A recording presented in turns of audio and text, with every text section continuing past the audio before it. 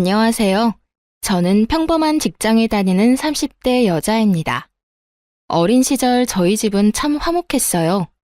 사춘기 시절 반항기조차 미미하게 지나갔을 만큼 애정 가득한 집안이었죠. 그렇게 10년 전 제게 닥친 불운은 너무도 참혹하다고 느껴졌어요. 그날은 여느 날처럼 학원이 끝난 저를 엄마가 데리러 왔어요. 집으로 돌아가는 길 차사고를 당했어요. 정신을 잃기 전 나눈 마지막 대화가 여전히 선명해요. 엄마, 나 너무 아파. 너무 무서워. 지희야, 괜찮아. 괜찮을 거야. 나중에 알고 보니 이웃분께서 사고를 목격해 빠르게 조치를 취해준 덕에 저는 늦지 않게 치료를 받을 수 있었어요. 회복을 위해 한동안 병원에서 지내야 했지만 그건 괜찮았어요. 그러나 저는 정신을 차린 뒤 마냥 안도할 수 없었어요. 왜냐하면 엄마는 이미 세상을 떠난 뒤였으니까요. 그 충격이 너무 커 저는 몸이 회복된 후에도 완만한 생활은 할 수 없었어요. 외상 후 스트레스 장애가 생겨 사고가 나기 전처럼 지낼 수 없었거든요. 저는 차에 올라타기만 해도 온몸에 땀이 송글송글 맺힐 정도로 극도의 긴장감을 느꼈기에 장거리를 차로 이동한다는 건 꿈도 못 꾼 채 지냈어요. 그래도 남은 가족들 덕에 저는 서서히 일상을 찾아갈 수 있었어요. 그리고 엄마를 사고로 떠나보낸 지 7년쯤 되었을 때 예비신랑을 처음 만났답니다. 예비신랑이 이직을 해 제가 다니던 회사에 저의 상사로 입사하게 되었죠. 안녕하세요. 김성훈입니다. 앞으로 잘해봅시다. 네, 최지희입니다. 잘 부탁드려요. 지희 씨는 좋겠네. 이렇게 잘생기고 능력 있는 상사도 만나고. 이렇게 멋지고 아름다우신 분들과 함께 근무하게 되어 제가 영광입니다. 팀장님은 평소 남직원의 칭찬을 자주 하던 분인지라 한 귀로 듣고 한 귀로 흘리는 편이었지만 이번만큼은 공감이 가더라고요. 뿐만 아니라 저를 콕 집어 말한 것도 아닌데 예비신랑의 말에 괜히 얼굴이 붉어지기까지 했죠. 아마도 저는 예비신랑을 보고는 첫눈에 반했던 것 같아요. 예비신랑은 당시 제 시선에선 완벽에 가까운 사람이라 생각했어요. 회사에서 스카우트 제안을 했을 정도이니 인정받은 것은 물론 훤칠한 외모에 활기찬 성격까지 돋보이던 사람이거든요. 그렇기에 예비신랑은 사내에서 인기가 꽤 있었어요. 지희 씨는 일할 맛 나겠네. 그러게, 자기는 무슨 복이 있길래 굴러들어온 상사가 성우님이니? 배울 점이 참 많은 분이죠. 덕분에 전보다 업무 효율이 많이 올랐어요. 하지만 본의 아니게 저는 여직원들의 질투 대상이 되기도 했어요. 제가 눈에 띄는 편은 아니라 근무하면서 단 한 번도 구설에 올라본 적 없는데 예비신랑의 입사 이후 많은 여직원의 입방아에 올랐거든요.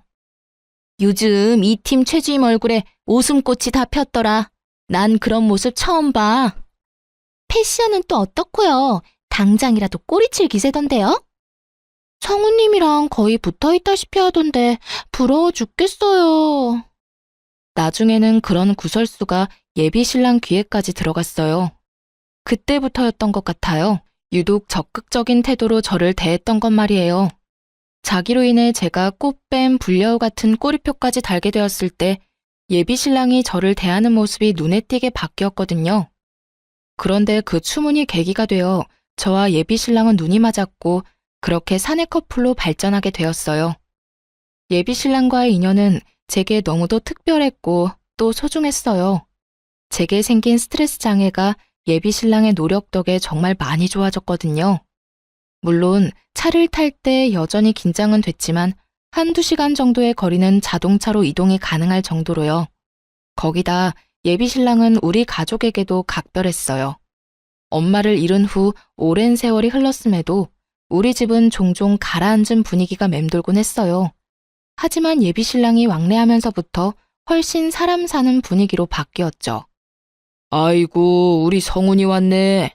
내가 예비사위 오는 날을 손꼽아 기다렸어.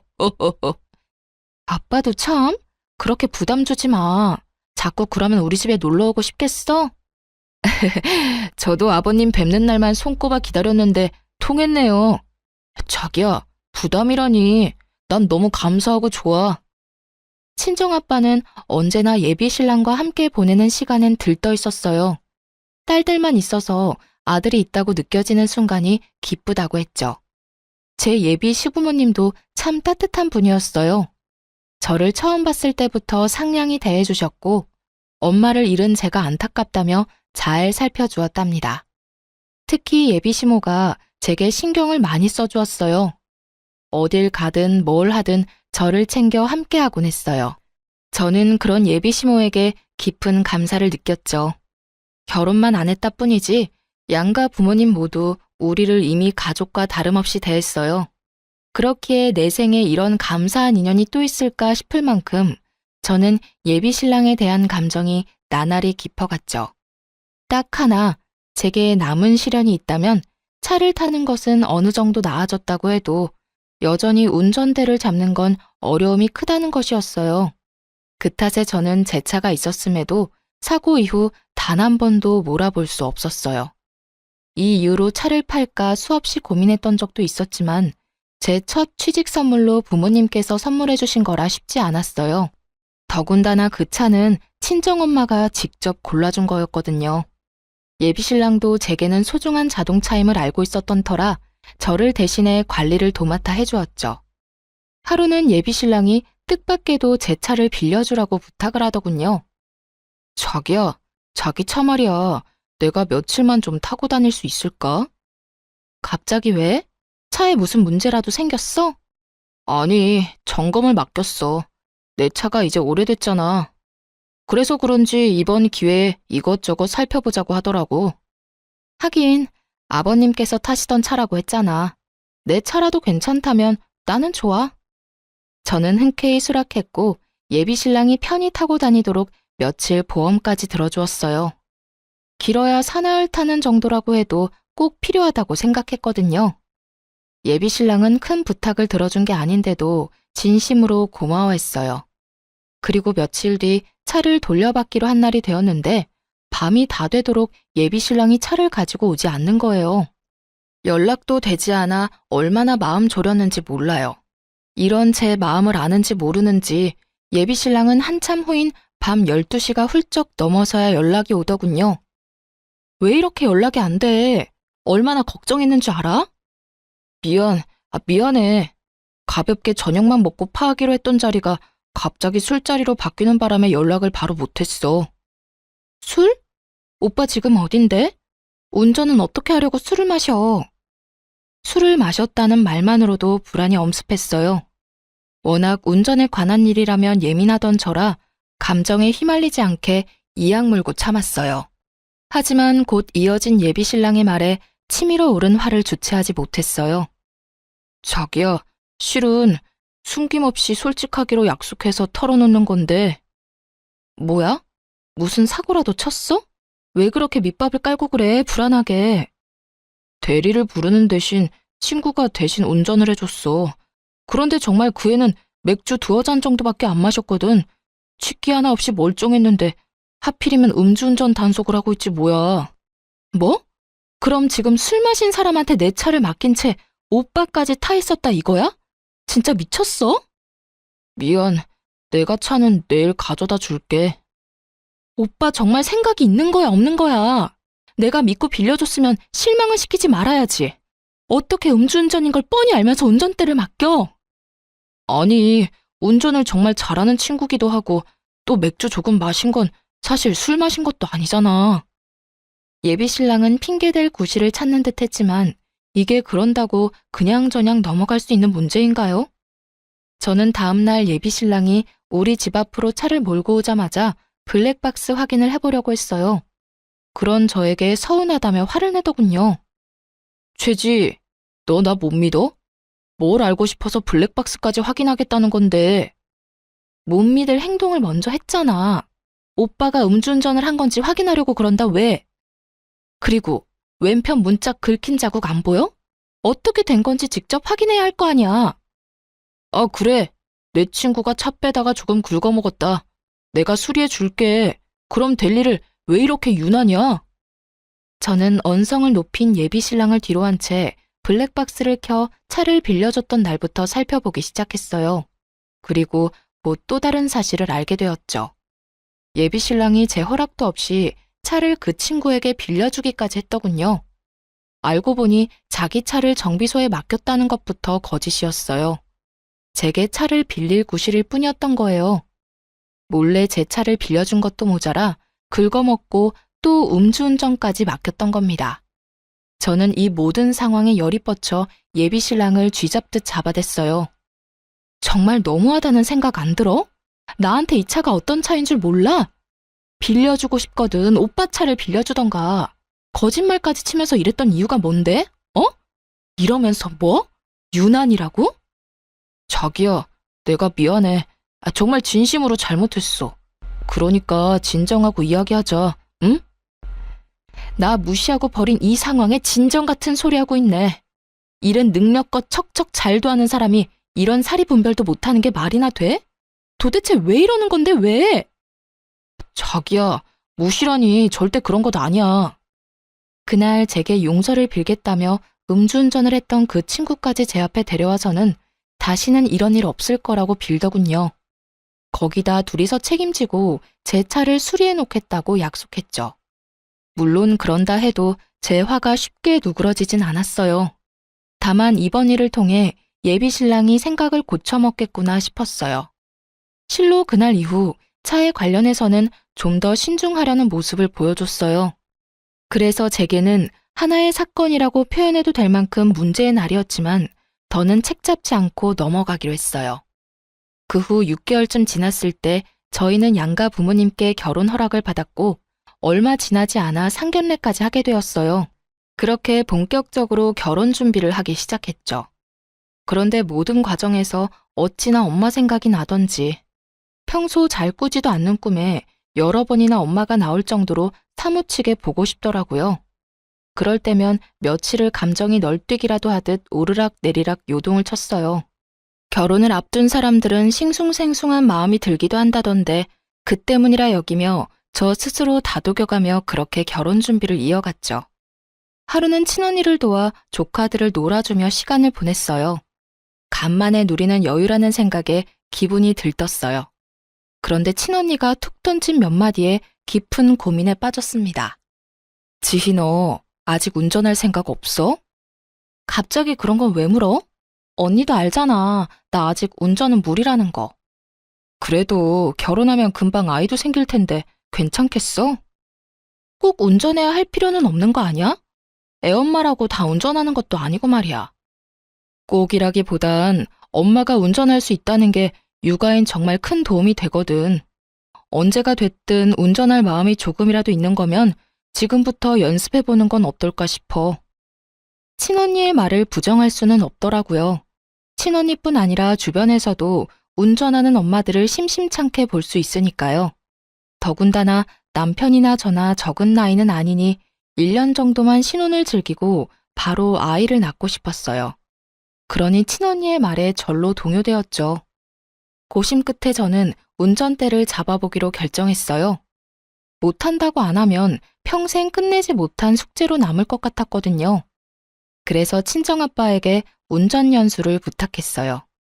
아빠, 나 운전 연습을 시작하려는데. 그게 정말이야? 그래, 이제 용기 내서 도전해봐야지. 잘 생각했다. 그치? 그래서 말인데 아빠가 좀 도와줘요. 잘 생각했다고 격려하던 아빠는 도와달라는 말에 적잖게 놀란 듯 보였어요. 말까지 더듬으며 말을 이었죠. 내가? 전문가한테 배우는 게 어떨까? 안전을 최우선으로 생각해야지. 아빠랑 몇 번만이라도 같이 연습해보고 자신감 조금 붙으면 그땐 학원 등록해서 연습할게. 제발, 응? 운전대를 잡는다는 생각만으로도 입이 바싹바싹 마르는데 낯선 사람을 옆에 태우고 운전을 한다는 건 제게는 아직 너무도 큰 어려움 같았어요. 그래서 무사고 경력 30년이 넘은 아빠의 도움이 절실했습니다. 그러다 보니 결혼을 앞둔 이 나이에 철부지처럼 졸라댔네요. 운전으로는 아빠도 베테랑이지 않느냐며 말이에요. 자식 이기는 부모 없다더니 저희 아빠도 제 부탁에 결국은 응해주었어요. 그렇게 주말에 2시간씩 제 차로 연습을 하기로 했답니다. 드디어 첫 운전 연습을 앞둔 전날 밤, 생각만으로도 긴장이 되어 한참이나 뒤척이다 잠이 들었어요. 그 탓인지 저는 꿈까지 꾸게 되었는데요. 그 꿈에는 이전에 왕왕 나오던 친정엄마가 평소와는 다른 모습으로 나왔어요. 다급하고 불안한 표정으로 무슨 말을 하고 싶은 건지 소리도 나지 않는데 연신 입을 뻐끔거리며 말을 하는 거예요. 엄마, 뭐라고? 소리를 내서 말을 해봐. 하나도 안 들려. 꿈속에서 제가 엄마를 등지고 몸을 돌리려는 그때 엄마가 제 손목을 확 잡아 끌며 소리쳤어요. 안 돼, 안 돼, 그 차는 안 돼. 저는 그 순간 번뜩 눈이 떠져 잠에서 깼어요. 결국 운전 연습을 하기로 한 날 아침, 찜찜한 마음에 친정아빠에게 연습을 미루자고 한 뒤 레커차까지 불러 제 차를 정비소로 옮겼습니다. 예비신랑은 주말엔 늦잠을 자는 편이라는 걸 알기에 제 꿈 때문에 쉬는 사람에게 이런 부탁을 하고 싶지는 않더라고요. 다행히 정비소에 도착하자마자 제 차를 점검받을 수 있었어요. 그런데 차를 맡긴 지 1시간도 채 되지 않아 정비사에게 연락이 왔고 저는 정비사의 말에 기함했습니다. 차주님, 이거 차가 완전 엉망진창인데요. 수리하려면 장난 아니겠어요. 네? 그게 무슨... 제 차랑 다른 차가 헷갈리신 거 아니에요? 지금 우리 정비소에 있는 차락은 차주님 차뿐인데 헷갈릴 거 뭐 있어요? 그나저나 이 차로 운전 연습을 나갔다간 다시는 운전대 잡을 일조차 없을 뻔했어요. 점검 맡기길 천만다행이지. 저는 정비사의 말이 전혀 이해가 가질 않았어요. 최근에 예비신랑에게 빌려준 것 말고는 차에 올라타 본 적도 없는데 사고라니요. 무슨 말씀을 하시는 건지 도통 이해가 안 되네요. 거의 탈 일 없는 차라서 분기마다 꼬박꼬박 점검하는 거 아시잖아요. 어떻게 된 사정인지까진 나도 모르지만 내부만 보면 충돌 사고가 있었던 모양이에요. 이 정도로 망가지려면 사고도 꽤 컸을 것 같은데. 그 말을 듣는 순간 불현듯 떠올랐던 때가 있었어요. 사실 예비신랑이 갑작스럽게 입원했다며 연락이 왔던 적이 있거든요. 저는 정비사에게 양해를 구해 전화를 끊은 뒤 곧장 예비신랑에게 찾아갔어요. 잠이 덜 깼는지 부스스한 몰골로 현관을 열어주더군요. 저는 그런 예비신랑에게 물었습니다. 오빠, 입원했던 이유가 뭐라고 했었지? 갑자기 찾아와서 무슨 소리를 하는 거야. 태어난 지가 언젠데 그런 걸 물어. 내 차 말이야. 오늘 정비소에 맡겼는데 내가 이상한 소리를 들었어. 뭐? 갑자기 정비소에 차를 왜 맡겨? 그걸 어떻게 정비소까지 가지고 갔는데? 예비신랑은 제 차 얘기가 나오자마자 잠이 번뜩 깨는지 놀란 토끼 눈이 되어서는 묻더라고요. 저는 화를 누른 채 정비소에서 들은 이야기를 꺼냈어요. 하지만 예비신랑은 자신이 아니라며 어찌나 잡아떼던지 입원했던 걸 몰랐다면 깜빡 속을 정도였다니까요. 왜 맡겼는지는 중요한 게 아니야. 내가 사장님한테 이상한 소리를 들었어. 차 상태가 안 좋다는데 오빠 뭐 아는 거 없어? 차가 어디가 어떻게 이상하다는데? 설마 너 날 의심하는 거야? 응. 오빠 말곤 내 차를 타는 사람도 없고 오빠만큼 내 차를 잘 아는 사람도 없으니까. 내 차가 사고 차량 같다는데 어떻게 된 거야? 내가 그걸 어떻게 알아? 사고 차량이라니 말도 안 되잖아. 그리고 내가 이런 의심이나 받자고 그동안 널 대신해서 관리해준 줄 알아? 이런 대우나 받자고 내가 신경 써준 줄 아냐고. 솔직하게 먼저 털어놓았다면 좋았을걸. 끝까지 잡아떼고 억울하다는 듯 말하는 예비신랑의 태도에 저는 참을 수 없었어요. 혹시나 하는 마음에 정비사와 나눈 통화 내용을 녹음해뒀는데 그걸 이렇게 쓰게 될 줄은 정말 몰랐네요. 저는 예비신랑을 한참 노려보다가 말없이 녹음해뒀던 파일을 재생시켜 들려주었어요. 이래도 억울한 척, 모른 척 할 거야? 운전대도 못 잡는 내가 사고를 냈을까? 어? 빨리 바른 대로 말해. 지희야, 미안해. 정말 계속 숨기려던 건 아니었어. 수리비가 너무 많이 든다고 해서. 그런데 전체 수리할 돈은 없어서 어쩔 수 없었어. 오빠의 안일함으로 인해 오늘 어떤 일이 생길 뻔했는지 알아? 예비 신랑은 그제야 모든 걸 인정한 듯 털어놓기 시작했어요. 저 모르게 차를 몰고 나간 적이 있는데 그때 사고를 당했다고요. 입원했던 것도 전부 그 사고 때문이었다면서요. 당시 제 차가 없어졌다는 사실을 뒤늦게 알게 되어 예비 신랑에게 물어봤었는데 그때는 점검일이 다가와 미리 제 차를 가져가 자신이 아파트 단지에 세워뒀다고 했어요. 급작스럽게 입원하게 되어 말을 못했다고요. 저는 바보처럼 그 말을 그대로 믿었네요. 이런 비밀이 숨겨져 있던 건 줄도 모른 채 말이에요. 하지만 여전히 풀리지 않은 의문이 하나 있었어요. 바로 자동차의 외관은 너무도 멀쩡했다는 거죠. 저는 혹시나 하는 마음으로 예비 신랑에게 물었어요. 외관은 평소랑 다를 게 없었어. 그래서 사고가 났을 거란 생각도 못했고. 어떻게 된 거야? 외관만 먼저 수리했어. 다음 달에 보너스 나오면 그때 내부 수리도 할 예정이었고. 너는 운전을 못하니까 그 사이에 무슨 일이 생길 거라는 생각은 못했어. 그러니까 지금 오빠 말은 나를 속이기 위해서 외관 수리만 먼저 했단 거야? 내가 정말 이 일을 끝까지 모를 거라고 생각하고? 진짜 오빠가 나한테 어떻게 이래? 실로 꿈에서 엄마가 나와 차에 대해 암시해주지 않았더라면 이번은 엄마의 뒤를 이어 저와 친정아빠가 상을 치렀을지도 모른다는 생각에까지 이르자 온몸에 소름이 끼쳤어요. 그렇기에 저는 더욱 분노를 참을 수 없었어요. 제가 차를 몰고 나갈 일이 없다고 이런 일을 비밀로 한다는 게 맞는 건가요? 어떤 일이 생겼을 땐 자신이 저지른 일에 대해 솔직히 털어놓고 용서를 구하는 게 먼저 아닌가요? 저는 예비 신랑을 향한 실망감에 언성까지 높이며 화를 냈어요. 그런데 제게 미안함을 내비치던 예비 신랑은 제가 쏟아내는 분노에 얼굴이 점점 굳어갔어요. 그러더니 결국 제게 상처까지 안겨주었습니다. 그러니까 네가 얼마나 놀랐을 줄 아니까 내가 계속 미안하다고 했잖아. 무릎이라도 꿇고 싹싹 빌어야 해? 아니면 계속 내가 네 눈치라도 보고 있어야 해? 그래야 기분이 좀 풀리겠어? 어? 뭐? 오빠는 내가 화내는 게 거슬려? 그럼 내가 화낼 일을 애초에 만들지 말던가. 아무것도 모르고 내가 원래 계획대로 아빠와 운전 연습이라도 했어봐. 그래, 그건 계획이었던 거고. 어머님께서 꿈에서 알려줘서 사고 없이 잘 넘어갔잖아. 그럼 다행인 거지. 이렇게 전후 사정 다 털어놓은 나한테 화만 내고 있을 필요가 있어? 내가 이 사실을 미리 알게 돼서 망정이지. 몰랐으면 나나 아빠나 이미 이 세상 사람이 아니었을지도 모르는데 그런 말이 나와? 내가 화내는 것만 기분 나쁘냐고. 아니, 그래서 누가 사고 났어? 어? 그런 것도 아닌데 왜 오버야? 미안한 마음 싹 사라지게 왜 이렇게 성질나게 하냐 넌? 점점 뻔뻔하다 못해 못나게 구는 예비 신랑의 언행에 정이 다 뚝뚝 떨어졌어요. 말로는 안 되는 사람이란 걸 온몸으로 느꼈기에 지금의 제 감정을 딱 10분의 1만큼이라도 느끼게 해주고 싶어졌어요. 그래서 예비 신랑의 삐까뻔쩍한 차로 다가가 사이드미러를 아작냈어요. 예비 신랑은 외제차를 몰았는데 워낙 차를 좋아해 공들여 관리했죠.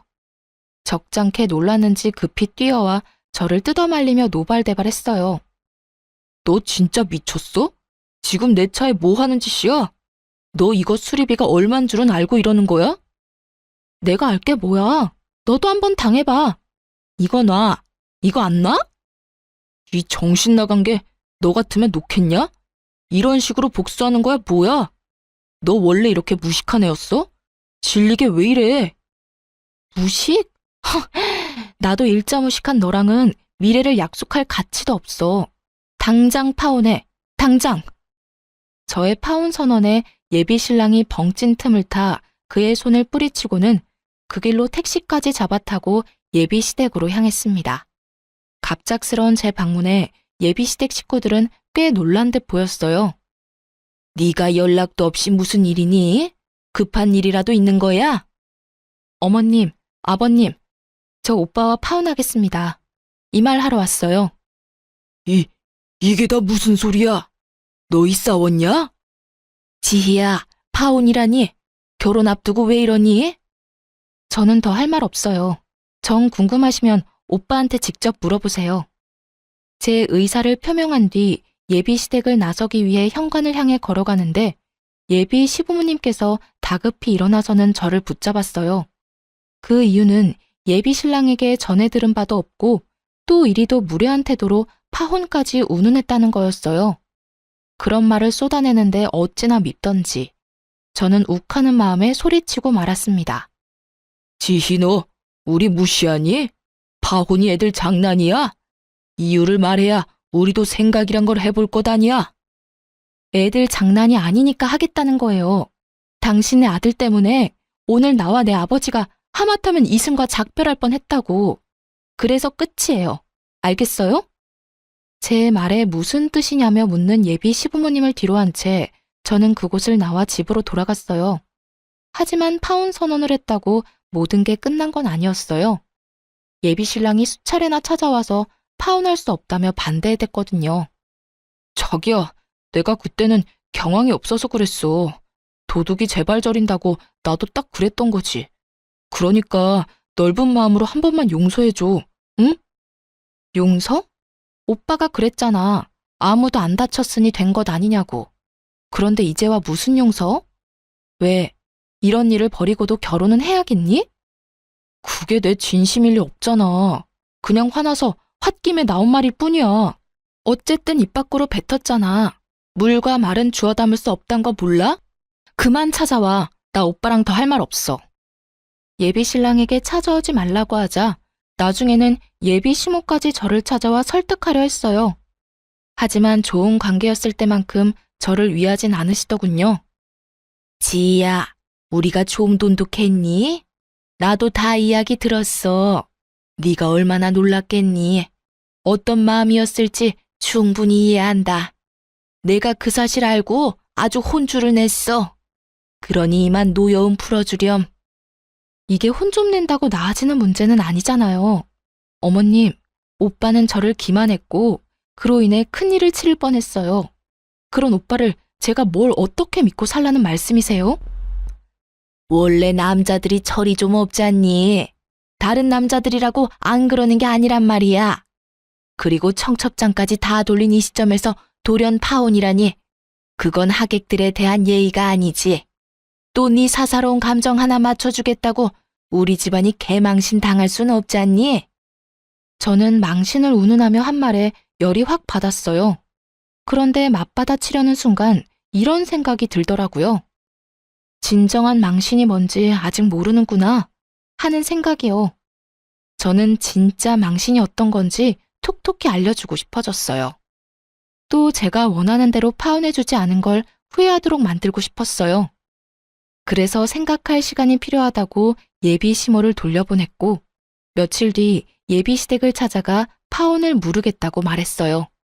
우스운 건 저를 설득하겠다며 찾아왔을 땐 할 말 안 할 말 가리지 않고 다 했으면서 막상 파혼하지 않겠다고 하니 그제야 제 눈치를 살살 보더군요. 그뿐일까요? 제 끼니까지 그렇게도 살뜰히 챙겨주더라니까요. 샐러드를 종류별로 대령하는데 그 꼴이 참 우스울 정도였어요. 덕분에 편하게 끼니를 챙기며 덤으로 다이어트까지 했네요. 그렇게 2주라는 시간이 더 흐르고 결혼식 당일, 저는 일찍이 예식 준비를 시작했어요. 예비 신랑은 자기들 계획대로 흘러간다는 생각에 기분이 좋은지 준비하는 내내 싱글벙글이더군요. 자기야, 오늘 너무 예쁘다. 우리가 이제 부부라니 우리 정말 잘 살자. 내가 잘할게. 그래. 저와 예비 신랑의 준비가 얼추 끝나갈 즈음 양가 식구들도 식장에 도착했어요.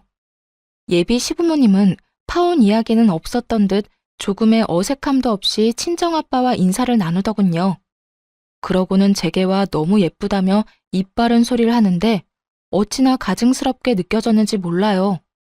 하지만 애써 그런 생각을 지우며 웃음 띤 얼굴로 반겼어요. 제게 특별한 이날 미리 초칠 수 없으니까요. 드디어 하객들이 하나 둘 예식장에 오기 시작했어요. 예비 신랑과 시댁 식구는 정신없이 하객들을 맞이했죠. 시간이 꽤 흐르고 신랑 측 하객이 붐비기 시작하니 수군대는 소리가 점점 커졌어요. 신부 측 하객은 저게 다야? 이렇게까지 없을 수 있나?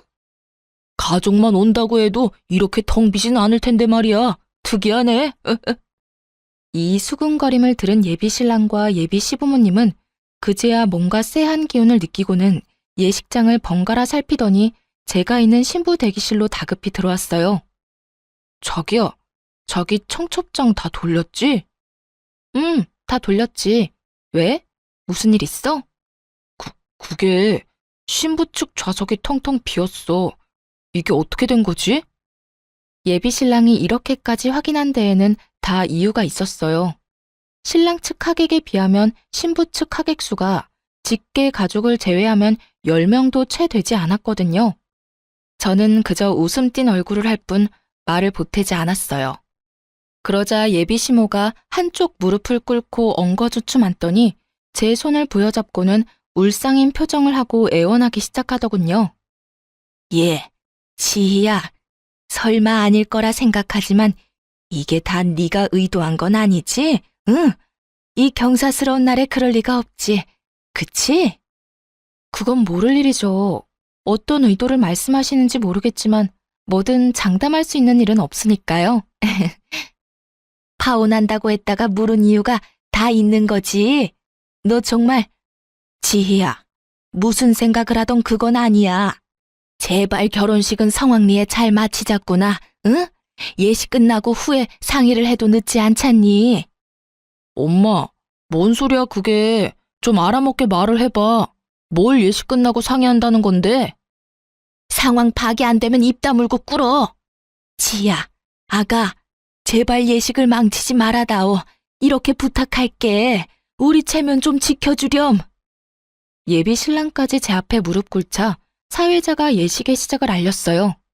하지만 예비 시모는 제 대답을 기다리는지 일어날 생각이 없어 보였죠. 그래서 저는 여전히 웃음 띤 얼굴을 유지한 채 대답했어요. 어머님, 괜한 걱정 마시고 일어나세요. 어머님 말씀대로 성황리에 잘 맞춰요, 우리. 그래, 고맙다, 지희야. 고마워. 그럼 난 너만 믿고 먼저 식장에 들어가마. 제 말에 안심이 됐는지 예비 시모는 예비 시부와 함께 호란으로 향했어요.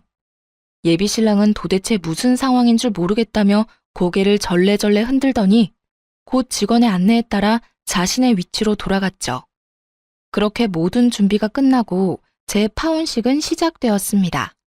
결혼식 순서에 맞춰 저는 순순히 응했어요. 그리고 신랑 신부의 혼인 서약 순서, 신랑은 씩씩하게도 서약서를 낭독하더군요. 곧 제 차례가 되었고 저는 혼인 서약 대신 파혼 선언을 했어요. 이 자리를 빌려 꼭 하고 싶은 말이 있습니다. 저는 제 연인인 성훈 씨와 파혼하고자 합니다. 자기야, 이게 무슨 소리야? 뭐 하는 거야? 얼마 전 저는 파혼을 하겠다는 의사를 밝혔지만 어머님께서 결혼 소식을 알린 상태에서 파혼 소식을 전하는 건 개망신이라며 극구 반대하셨습니다. 그래서 성훈 씨 가족들을 대신해 제가 직접 이 자리에서 표명합니다. 말을 마친 저는 예비 신랑의 뺨을 내리치는 것으로 피날레를 장식했습니다. 제 파혼 발표에 예비 시댁 식구들은 사색이 되었어요. 뒤늦게 정신 차린 예비 시모는 뭔가 잘못된 거라며 고래고래 소리쳤지만 신랑 측 하객들은 하나 둘 자리를 떴어요. 예비 시모는 이럴 순 없다며 땅을 치며 한탄했지만 이미 늦은 후였죠. 저는 그 사이 예비 신랑에게 예식 비용 청구서까지 집어던지고는 유유히 예식장을 나왔네요.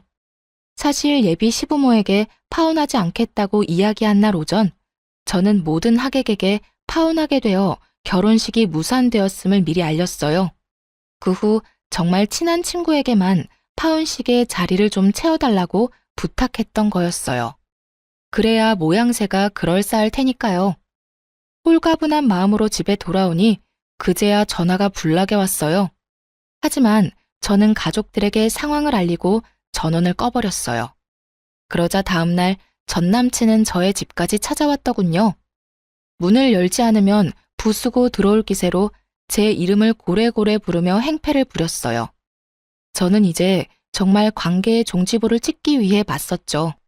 남의 집에 찾아와서 곱게 기다릴 것이지 왜 무식하게 행패야 행패는. 내가 오빠 무서워서 문 걸어 잠그고 모르쇠 할까봐? 야, 내가 그렇게 비위 맞추면서 잘해줬는데 결혼식을 그딴 식으로 망쳤어야 했냐? 네 막장 연극 때문에 우리 가족은 창피해서 이제 어디 다닐 수가 없게 생겼다고. 알아? 그러게. 내가 우리 관계 끝이라고 파혼하자 할 때 인정하고 좋게 끝냈으면 그런 일도 없었겠지. 오빠도 오빠네 식구도 나를 쥐락펴락하려다 그 꼴 난 거라는 걸 아직도 몰라? 또 내가 명예훼손으로 신고할 거야. 어디 언제까지 큰 소리 칠 수 있는지 한번 보자고. 어디 할 수 있으면 해봐. 나도 오빠 손괴죄로 고소하면 그만이야. 맞고소 당하고 싶으면 해봐. 해보자고. 뭐? 손괴죄? 타지도 못하는 차 좀 망가진 걸로 찌질하게 왜 이래 진짜. 그깟 차 수리비 주면 될 거 아니야 주면. 내가 저번에도 말했지. 보너스 나오면 고쳐준다고. 괜히 트집 잡을 거 없으니까 차 들먹이는 거 누가 모를 줄 아냐? 전 남친은 제가 맞고소 이야기를 하고부터 분개에서는 입에 담기 거북한 말들까지 쏟아냈어요. 하지만 저는 아랑곳하지 않고 태연스럽게 말했어요. 차 들먹인다는 소리에서 하는 말인데 10년 전에 지금 같은 교통법이 있었다면 너 같은 자식은 방조죄로 처벌받았을 텐데 참 아쉬워. 그치? 그건 또 무슨 말도 안 되는 소리야? 내가 방조죄로 처벌받을 일이 뭐 있다고 정신 나간 소리까지 짓거리는 건데 너 진짜 돌았냐? 제 말의 의미를 모른 채 광분에서는 오만상을 하고 난리를 쳤어요. 저는 그런 전남친의 꼴 같자는 모습을 봐줄 수 없더군요. 그래서 조용히 핸드폰을 꺼내들고는 한 파일을 재생시켰어요. 금방이라도 저를 어떻게 할 것처럼 위협적이던 표정과 행동이 일순간 사그라들더니 곧 전남친의 낯빛이 창백해졌어요. 네가 이걸 어떻게 가지고 있어? 세상에 평생 가는 비밀이 어딨겠어. 이래서 나쁜 짓 하고 못 사는 거야. 결국 이렇게 다 들통나니까. 그 녹음 파일은 10년 전 엄마와 제가 타고 있던 차가 사고 났을 당시 나오지 않았던 증거자료이자 교통사고를 낸 가해자의 대화가 담긴 파일이었어요.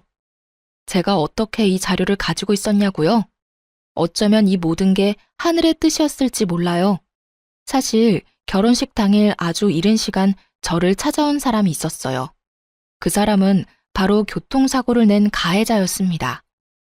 그 사람은 긴 세월 한 진실을 숨긴 채 살아왔더군요. 그리고 그 진실을 돌고 돌아 10년 만에 알게 되었네요. 그 사람은 제 전남친과 절친이었던 친구이자 또 그 사고로 인해 절교까지 하게 된 사이였다는 걸요. 전남친의 친구는 예식 준비를 하는 제게 전남친이 없는 틈을 타 다가와서는 대뜸 이렇게 말했어요. 혹시 오래도록 한 번호만 쓰고 있는 게 맞다면 곧 파일 하나를 받아보게 될 거예요. 부디 꼭 예식장에 들어가기 전에 확인하시고 이 결혼에 대해 심사숙고해 보길 바래요. 그러고는 제가 무슨 말을 하기도 전에 호련히 사라졌어요.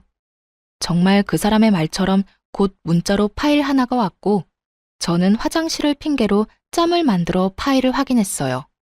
아주 낯익은 전남친의 목소리와 낯선 목소리가 번갈아 흘러나왔죠. 성훈이 너 정말 그 여자랑 결혼까지 할 작정이야?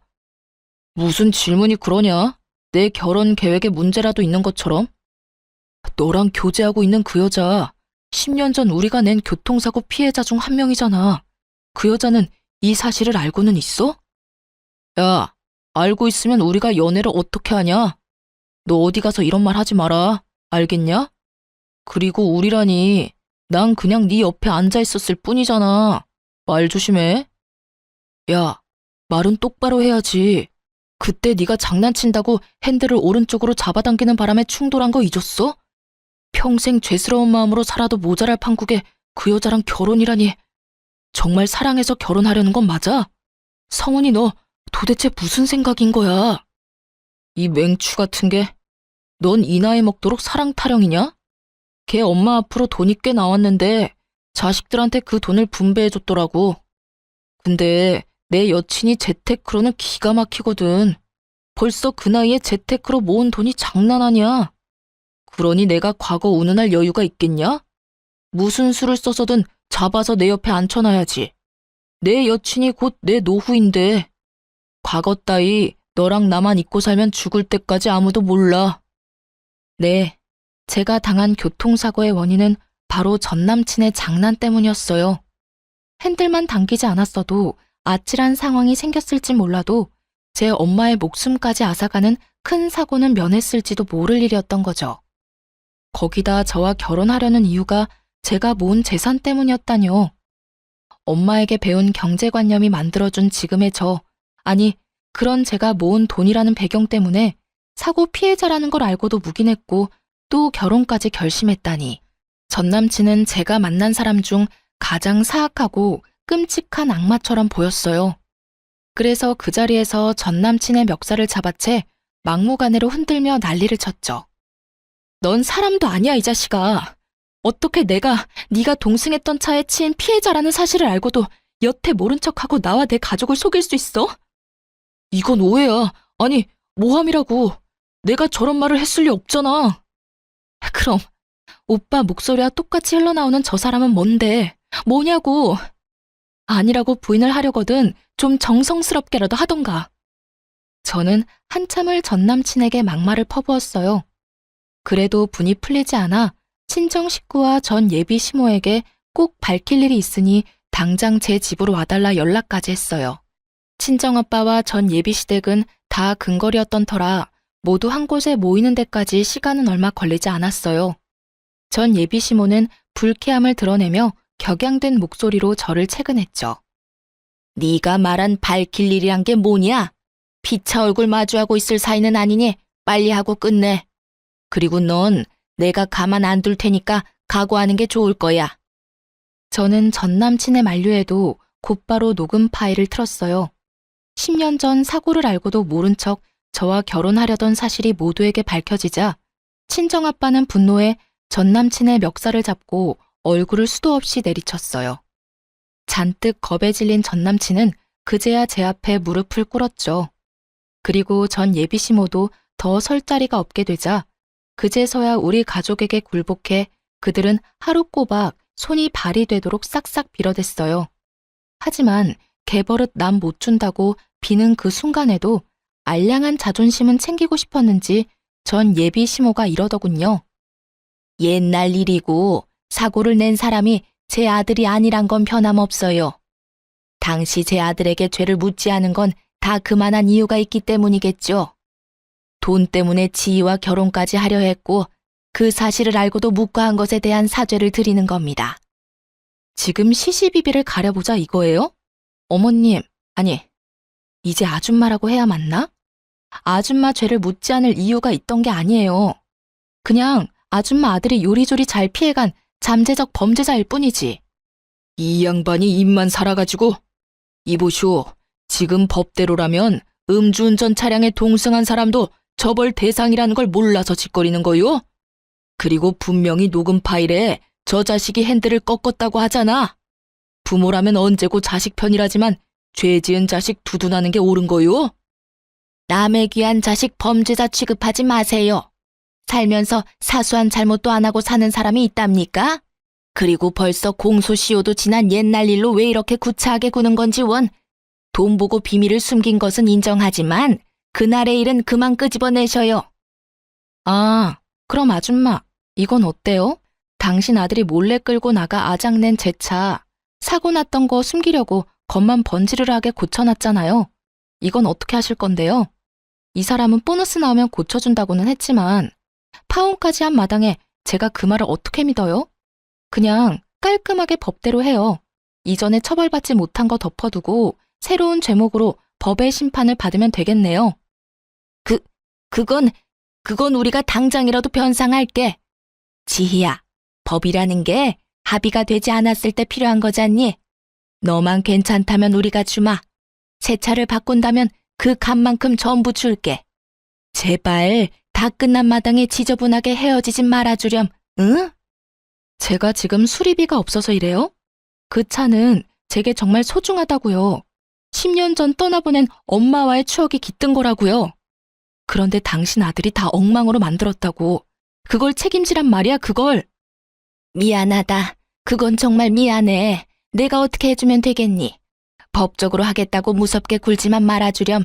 부탁이야. 내 아들 파혼까지 당한 마당에 더 꼬이게 할 순 없잖니. 그제야 전 예비시모는 파혼당한 것을 순순히 인정했어요. 더 문제 삼지 못한 것 뿐이겠지만요. 그리고 더 나아가 전 남친이 망가뜨린 제 차에 대해 기존 수리비의 5배의 비용을 물어줘야 했어요. 제가 법대로 하자고 할까봐 먼저 발벗고 나서기까지 하더라고요. 법적 다툼만은 봐달라며 애원하면서 각서까지 썼으니 말이에요. 겉모습만으로는 상대를 파악하기 어렵다는데 훤칠하고 능력 있는 전 남친의 모습에 빠져 이사달이 날 때까지 콩깍지가 씌었었구나 하는 생각마저 드네요. 지금은 파혼한 지 1년 반이라는 시간이 훌쩍 지났어요. 1년 전만 해도 전 남친의 소식이 심심찮게 들렸답니다. 우리의 파혼을 계기로 동창들 사이에서 돈 보고 결혼하려다 덜미가 잡힌 파렴치한이 된 듯 하더라고요. 제게까지 그 소문이 전해진 걸 보면 아마 전 남친은 동창회에는 얼굴 들고 다니진 못하지 싶어요. 그 소식을 마지막으로 전 남친에 관한 소식은 끊겼어요. 다시는 마주칠 일이 없길 바랄 뿐이죠. 꽤 긴 시간이 흐른 지금 저는 운전을 꽤 잘하게 되었어요. 파혼 사건을 계기로 엄마가 늘 우리 가족을 곁에서 살펴주고 있다는 것을 실감하게 되어 용기가 많이 났거든요. 제 첫 차였던 사고 차량도 잘 처분했어요. 수리비로 받게 된 비용으로 더 좋고 안전한 차로 바꾸게 되었거든요. 제 결혼은 찬란하지 못하고 끝이 났지만 그 덕에 저는 더욱 윤택한 삶을 살 수 있게 된 것 같아요. 내쳐야 하는 사람을 바로 알고 저를 위한 삶으로 채워갈 수 있게 되었으니까요. 비록 쉽게 잊혀질 기억이 아니지만 결혼에 대한 부정적인 생각이 들거나 하진 않아요. 그렇기에 언젠가 정말 선한 사람을 만나 사랑을 하게 된다면 제 부모님이 아름다운 사랑을 나눴던 것처럼 저도 그런 깊이 있는 사랑을 하고 행복한 가정을 이룰 거예요. 마지막으로 하늘에서 지켜보고 있을 엄마와 먼 훗날 재회를 하게 되었을 때 엄마 덕에 내 삶은 평안했다고 고맙다고 말해주고 싶네요. 그럼 시청자분들의 안녕을 기원하며 이만 마칩니다. 긴 사연 들어주셔서 너무 감사합니다.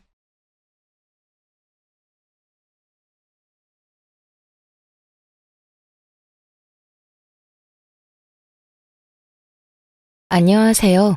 저는 초등학생 연년생 남매를 키우고 있는 수도권에 사는 40대 초반 여자랍니다. 저는 집에서 혼자 영상 작업을 할 때가 많은데 이곳에 사연을 들으면서 일하면 진짜 시간이 잘 가서 매일 듣고 있답니다. 저는 결혼 생활을 하고 있지만 시댁과의 일이 좀 있었거든요. 그래서 여러분께 저의 이야기도 한번 들려드리면 어떨까 싶어서 이렇게 용기 내어 사연을 보내봅니다. 저는 결혼 전에는 작은 회사 사무직을 하다가 남편과 소개팅에서 만나 무난하게 결혼까지 하게 되었어요. 양가도 그냥 평범하게 비슷한 수준이었고 남편의 성격도 모나지 않고 화도 잘 안 내서 조용한 성격의 저와 잘 맞았던 것 같아요.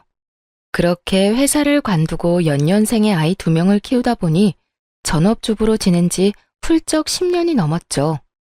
남편의 연봉이 많은 건 아니라 저도 간간히 아르바이트도 했지만 아이들 때문에 오래 지속할 순 없었어요. 그냥 아이들 키우면서 집에서 살림해. 당신은 집에서 살림하는 거 좋아하고 또 남들보다 잘하잖아. 괜히 일한다고 나가서 도우미 쓰고 학원 보내는 돈이나 당신이 집에서 애들 키우는 돈이나 비슷해. 마음 편하게 살자고, 편하게. 그렇게 말해주니까 고마운데 그래도 애들 좀 더 크면 나도 일할게. 애들 교육비도 많이 들 거고 우리도 이제 전세 탈출 좀 해봐야지. 그래, 너무 스트레스 받지 마. 당신이 가사노동 하는 것도 월급으로 치면 많이 받아야 되는 거야. 남편이 이렇게 이쁘게 말을 해주니 그냥 돈이 모자라면 모자란 대로 저 나름대로 아껴가면서 살림을 꾸려나갔어요.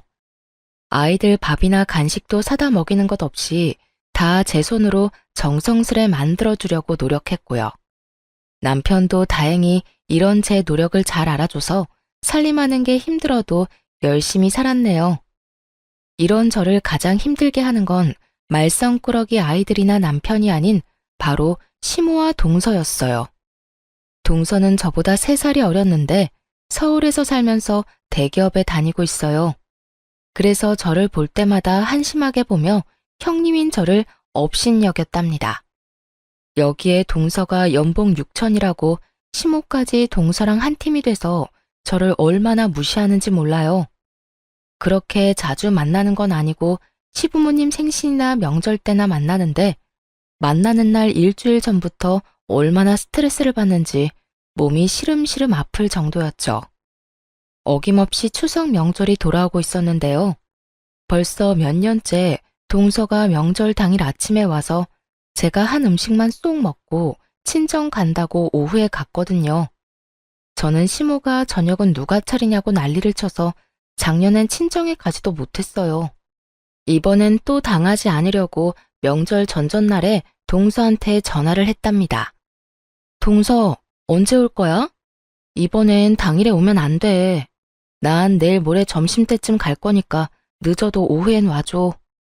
저 내일 모레에 아마 미팅 있을 수도 있어요. 그래서 확실하지가 않네요.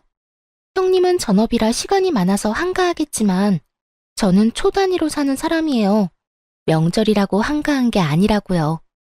아무리 그래도 명절까지 일을 한다고? 그럼 어머님한테 말씀드렸어? 나한테 또 혼자 음식 다 하라는 소리야? 동서는 같은 며느리 아니야? 어머님이 저한테 이미 저 편한 대로 오라고 했고요. 전 어차피 음식 잘 못해서 도움도 안 되잖아요. 형님이랑 어머님이랑 같이 하는 게 빠르죠. 벌써 몇 년째 얌체같이 명절 때 몸만 쏙 와서 밥만 먹고 가는 거 나 더 이상 못 참아. 내일 모레 꼭 오후까진 와. 모르겠네요.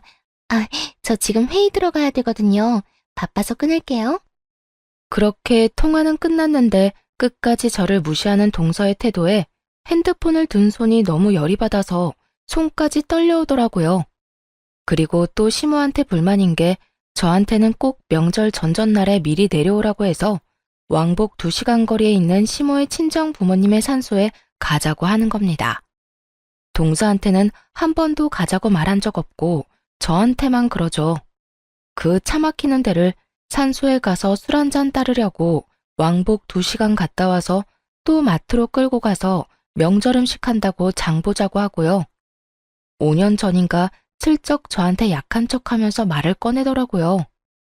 내가 외동딸인데 결혼하고 나서는 우리 부모님은 찾아뵙지도 못하고 돌아가시고 나서도 산수 한번 찾아갈 수가 없다. 너도 친정이 있으니까 내 마음 알 거야. 이번 명절엔 우리 부모님 산소 좀 같이 가주면 안 되니?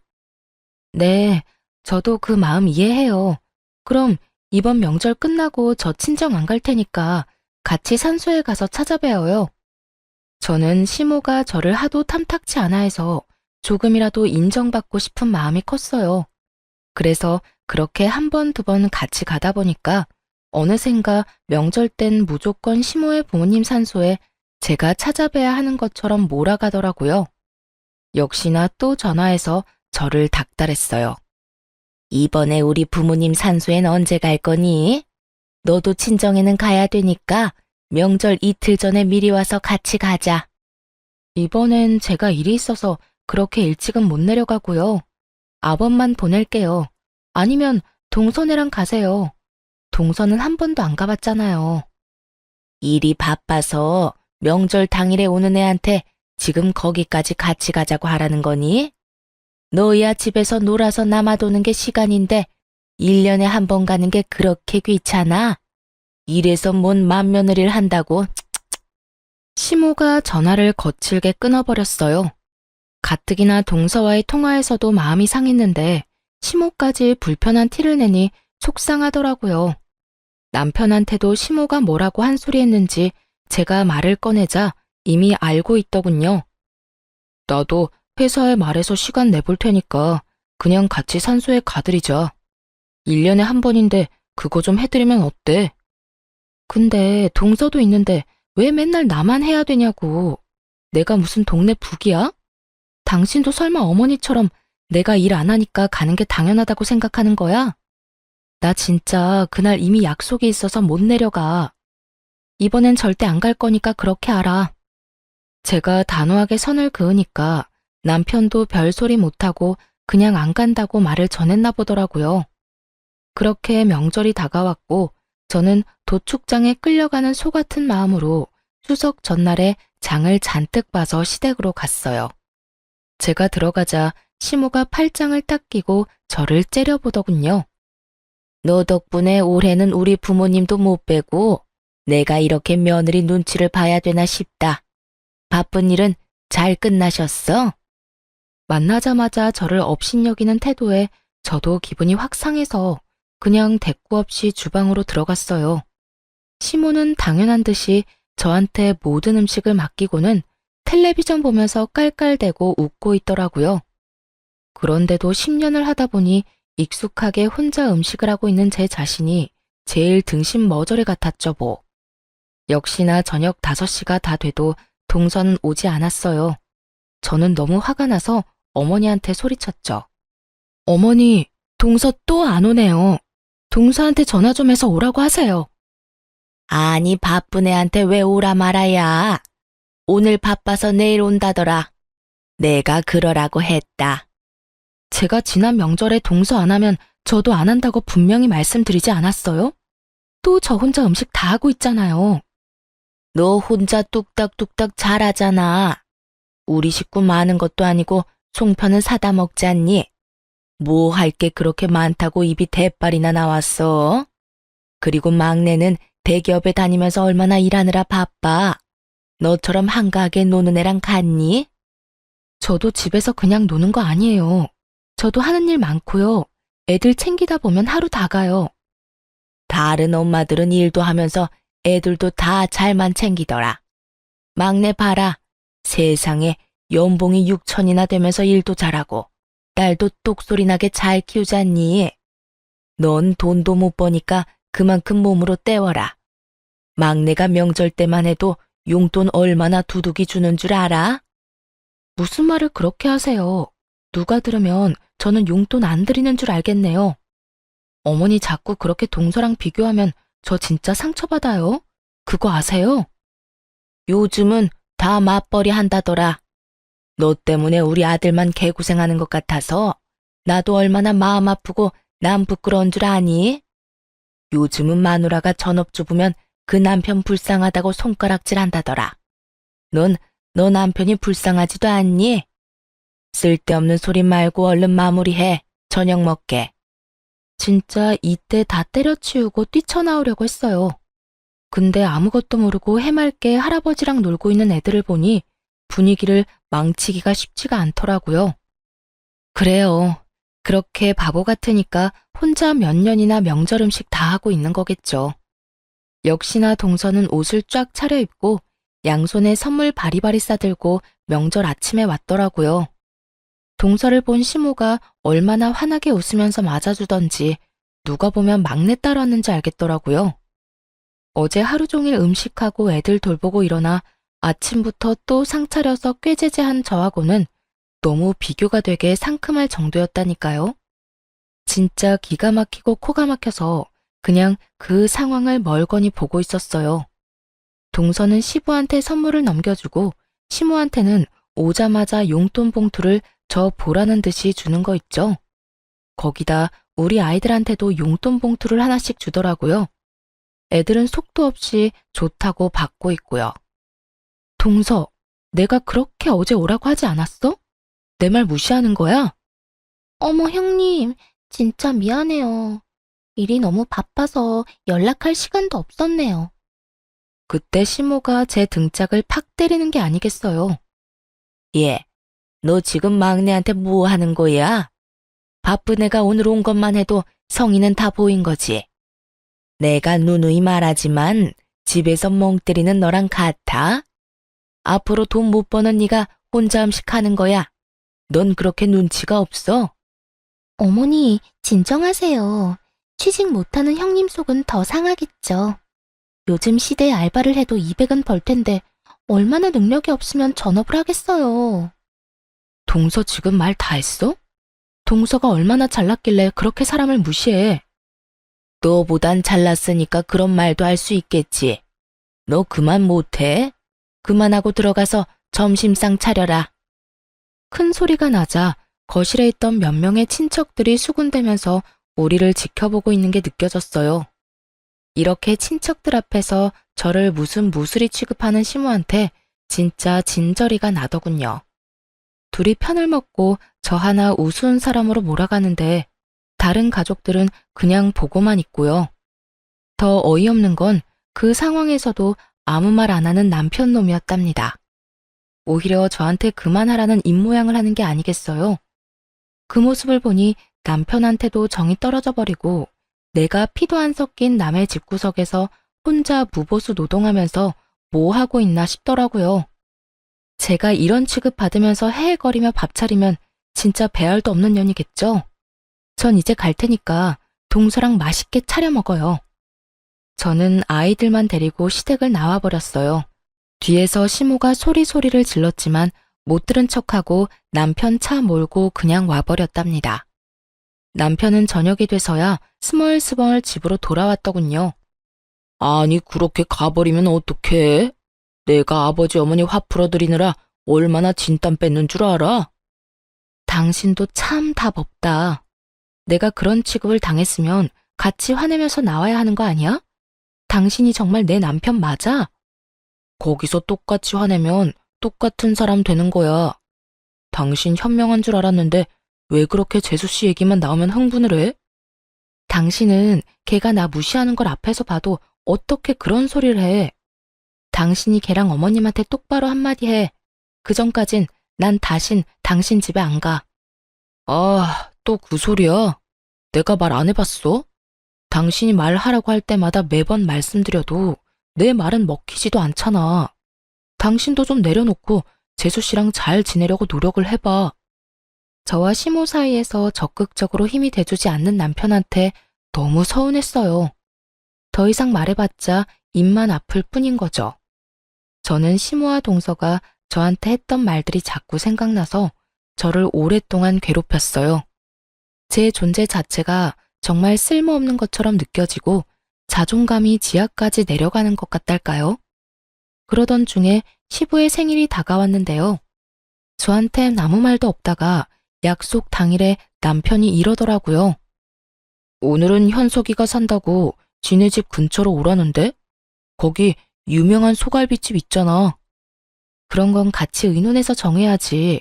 자기들이 산다고 오라 마라 당일에 통보하는 건 좀 그렇다. 그냥 좋다고 가서 먹으면 되는 일이지. 당신이 계속 이렇게 꼬아서 생각하니까 재수 씨한테 자격지심 있다고 그러는 거야. 군소리 말고 얼른 준비하고 가자고. 식당에 가보니 이미 시부모와 동선의 가족이 화기애애하게 얘기하면서 먹고 있더라고요. 왔니?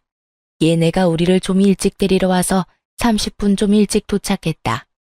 너네도 얼른 앉아 먹어라. 오늘은 우리 막내 며느리가 좋은 일이 있어서 한턱 쏜다고 그러니까. 아이, 어머님. 오늘 아버님 생신이니까 제가 대접하는 거죠.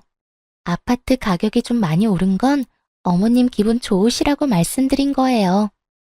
너랑 얘기하면 항상 즐겁고 긍정적이야. 큰애가 이런 걸 좀 배워야 될 텐데. 애가 집에만 있어서 그런지 맨날 칙칙하고 생기가 없잖아. 이래서 여자도 사회생활을 해야 되는 거야. 아직 형님은 전세 사시는데 자꾸 우리 아파트는 오르니까 제가 자랑하기가 민망하네요. 형님도 얼른 집장만 하세요. 들어가서 앉자마자 쏟아지는 잔소리와 동서의 자기 자랑에 먹을 기분이 확 잡치더라고요. 그냥 가장 끝에 앉아서 깨작거리기만 했어요. 저는 대화에 끼지도 못하게 시모랑 동서 둘이서 얼마나 하하호되던지 저는 핸드폰을 하고 있었죠. 사실 제가 인별그램을 열심히 하거든요. 제가 워낙 집안 꾸미고 살림하는 걸 좋아하다 보니까 저만의 팁이나 살림 방법을 짧은 영상으로 찍어서 올리기 시작했거든요. 근데 저의 살림법을 좋아해주고 댓글로 칭찬을 하는 사람들이 점점 늘어나니까 정말 즐겁더라고요. 제가 하는 일을 인정받는 기분이랄까요? 그러다 보니 매일 영상을 올리려고 노력을 많이 하고 있었답니다. 너무 핸드폰 보는데 열중했는지 어느새 동서가 제 옆에 와 있는 것도 몰랐어요. 동서가 불쑥 말을 거는데 얼마나 놀랐는지 몰라요. 형님, 아버님, 어머님 다 계신데 애도 아니고 핸드폰에 정신 팔려서 뭐해요? 진짜 지금 하는 것만 봐도 얼마나 편하게 사는지 보이네요. 부럽네요, 아주. 잠깐 좀 본 거 가지고 뭔 말을 그렇게 해? 그리고 왜 남의 핸드폰은 몰래 보고 그래? 봐도 뭐 별것도 안 하네요. 그런 소셜 네트워크 많이 하는 사람들 난 진짜 이해 못하겠어요. 그 무슨 축구 감독 퍼거슨? 그 사람도 그랬잖아요. 그런 거 하는 건 인생 낭비라고요. 그 시간에 좀 생산적인 걸 해요. 맏며느리가 돼서 내가 진짜 한심해서 못 보겠다. 너는 맏며느리가 돼서 너 동서가 이 비싼 소갈비 턱턱 사는데 뭐 보고 배우는 거 없니? 고기가 잘도 넘어가니? 속도 좋다. 어머님은 제가 뭘 하는지 모르시면서 무턱대고 그런 말씀을 하세요. 애들도 있는데 저한테 그런 말 좀 그만하세요. 어른이 어른다운 모습을 보여줘야 애들도 보고 배우는 거 아니니? 좋아 좀 봐라. 자기 엄마 닮아서 어린 나이에도 얼마나 의젓하고 얌전해. 현철이 너 똑바로 들어라. 내가 오늘같이 좋은 날 이런 말까지 하고 싶지는 않았지만은 너도 세월이 갈수록 네 동생이랑 점점 비교된다는 거 느끼지? 어이, 엄마. 또 뭔 그런 소리를 해요. 형이랑 형수 잘 살고 있는데. 우리도 돈은 많이 벌지만 모으는 건 별로 없어요. 이 사람 씀씀이가 커서. 동서가 도련님을 휙 째려보고는 입을 막더군요. 그런 모든 모습을 보고 있는 남편은 그냥 허허거리면서 보기만 하고요. 제가 그렇게 말을 했는데 또 가만히처럼 가만히 있으니 얼마나 열이 받겠어요. 제가 남편 옆구리를 푹 찌르니 그제야 한 소리 하더군요. 엄마, 이제 그런 소리 좀 그만해요. 뭐 그럼 이제라도 마누라를 바꿔요? 우리 잘 살고 있는데 엄마가 그런 소리 할 때마다 이 사람이 얼마나 속상해하는지 몰라요. 이제 좀 그만하세요. 우리 둘이 알아서 사는 거니까. 내가 보고 있으면 열통이 터져서 그런다. 다른 맏며느리들은 그냥 계절마다 비싼 옷을 척척 사다 주고 동남아며 호주로 여행도 보내준다는데 네가 능력 없는 마누라를 얻어서 맨날 벌어도 집 하나 못 사고 그 모양으로 사는 거 아니니? 아파트라도 하나 사놨으면 지금 네 동생네처럼 값이 많이 올랐을 거 아니냔 말이야. 능력이 없으면 돈이라도 잘 풀리던가. 어허 참, 이제 그만 좀 해. 좋은 마음으로 먹은 소고기 다 채하겠네. 그네도 네 어머니 말씀 너무 마음에 담아두지 말아라. 그만하긴 뭘 그만해요. 현철이 너 말 한번 잘 꺼냈다. 그래, 그렇게 미련하게 밥만 축내는 마누라 갖다 버리고 능력 있는 새 마누라 얻어라. 앞으로 살 날이 몇십 년인데 그게 낫겠다. 저는 시모의 독버섯 같은 말에 너무 화가 났어요. 더군다나 우리 애들도 그 말을 다 듣고 기가 푹 죽어서 제 눈치만 보고 있는 걸 보니 속에서 불이 치밀더군요. 우리 애들이 도대체 무슨 죄인가요? 저는 더 이상 참지 못하고 자리를 박차고 일어났어요. 그게 지금 손자들 있는 데서 할 소리예요? 어머니나 할 말 못할 말 구별 좀 하고 사세요. 네, 어머니 소원대로 내가 이혼해줘야겠네요. 앞으로 나는 그쪽 며느리 아니니까 앞으로 보지 말고 살자고요. 어머머, 얘가 이제 하다 시어머니한테 막말까지 하네. 능력 없으면 납작 엎드려서 잘못했다고 살 것이지. 네가 뭔데 인연을 끊자는 거야? 나 같은 며느리 필요 없다면서요. 근데 시모 대접은 또 받고 싶어요. 제일 좋아하는 막내 며느리나 옆에 끼고 평생 사세요. 난 이제 며느리 역할 그만할 거니까. 당신 진짜 이혼당하기 싫으면 당장 지금 일어나. 저는 아이들을 데리고 밖으로 나가버렸어요. 남편은 제 말이 무서웠는지 엉거주춤 따라 나오더라고요. 돌아가는 차 안에서 누구도 한마디도 하지 않았어요. 아이들도 눈치가 있는지 조용히 집에 가더군요. 집으로 가는 동안 제 핸드폰으로 시모의 전화가 계속 왔지만 받지 않았답니다. 집에 와서 한참 후에 남편이 제 옆에 쓱 오더군요. 엄마가 나한테도 전화 엄청 오셨어. 엄청 화나셔서 당장 전화해서 사과 안 하면 진짜 이젠 안 보신대. 이제 그만 사과드려. 내가 뭘 잘못했다고 사과를 해? 당신도 진짜 웃긴다. 내가 그런 수모를 당하고 있으면 당신 엄마 좀 당신이 알아서 막아달라고 했지. 그게 그렇게 어려워? 아까 식당에서 말씀드렸잖아. 그러지 말라고. 그렇게 친절하게 말해서 잘도 알아듣겠다. 나 진짜 당신 어머니랑 이제 인연 끊을 거야. 그거 싫으면 이혼해. 이렇게 살면 나 진짜 암 걸려서 죽을 것 같으니까. 내가 다음번엔 진짜 확실하게 말할게. 어떻게 가족 사이에 안 보고 살아? 나한테 가족은 나한테 상처 안 주는 사람이야. 나 정신병 걸리게 하는 사람들이 아니고. 나 진짜 당신이랑 이혼할 각오 되어 있어. 당신 가족들한테도 정 떨어졌고 와이프 하나도 못 지켜주는 남자랑 살면 뭐 하겠어? 그동안 바람막이 못한 당신 잘못도 커. 그니까 선택해. 나랑 이혼하던지 아님 당신 엄마랑 이제 인연 끊고 사는 거 받아들이던지. 남편은 말없이 제 눈을 바라보더군요. 제 결연한 진심이 느껴졌는지 남편도 그동안은 다른 진지한 목소리로 대답을 하더라고요. 당신 말 잘 알았어. 나한텐 당신이랑 애들이 내 소중한 가족이야. 앞으로 우리 어머니 안 봐도 상관없어. 당신이 그렇게 괴로우니까 안 보는 게 좋을 것 같아. 내가 앞으로 우리 어머니는 확실히 막을게. 많이 늦은 감이 있지만 그래도 남편이 그렇게 말해주니 고마운 마음이 들더라고요. 그리고 놀랍게도 그 약속을 하고 6개월 동안 시모의 연락을 철저히 막아주더라고요. 시모가 엄청 답답했는지 한 번은 주말에 집으로 쳐들어왔더라고요. 당연히 문도 안 열어줬을 텐데 하필 둘째가 벨소리를 듣고 나가서 할머니라고 문을 활짝 열어줬더라고요. 거실에 아이들과 함께 있던 저는 갑작스러운 시모의 등장에 진짜 동상처럼 얼어버렸죠. 너무 기가 막힌 게 시모가 저한테 달려오다시피 해서 제 등짝을 또 퍽퍽 때리는 거예요. 네가 감히 나를 물러봐? 시어미가 전화해도 안 받고 인연 끊겠다고? 우리 손자들이 이렇게 있는데 내 새끼들하고 인연을 끊게 만들겠다 이거야? 이 못된 거사. 저는 벌떡 일어나서 시모의 손을 확 잡았어요.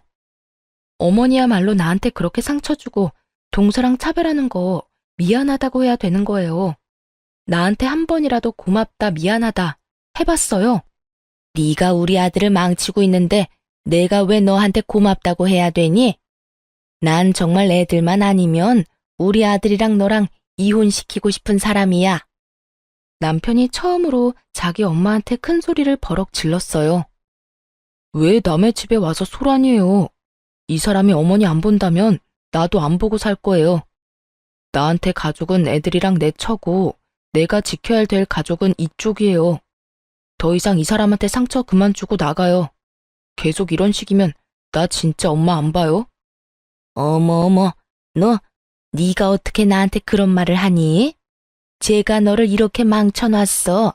그렇지? 넌 사춘기 때도 나한테 싫은 소리 한 번 안 하던 애다. 여자 때문에 이렇게 변해? 당신도 그만 방으로 들어가. 내가 알아서 할 테니까. 너희들도 일단 방으로 들어가 있어. 시모는 자기 아들의 행동에 충격을 받았는지 멀거니 아들만 쳐다보고 있더군요. 남편이 저를 안방으로 밀어넣고 문을 팍 닫아버렸어요. 남편이 시모를 밖으로 나가게 하는지 고함 소리와 함께 소란스러웠어요. 곧이어 문이 쾅 닫히는 소리가 들렸답니다. 이제야 제대로 남편 역할을 해주는구나 싶었죠. 덕분에 설날 명절에도 우리 가족끼리 오랜만에 지방으로 여행도 가봤네요. 혼자 그 많은 전 부치고 음식하느라 명절 때면 기름에 찌들어 있었는데 이렇게 아이들과 호텔에서 맛있는 밥 먹으며 바다를 보고 있으니 가슴이 탁 트이는 것 같았답니다.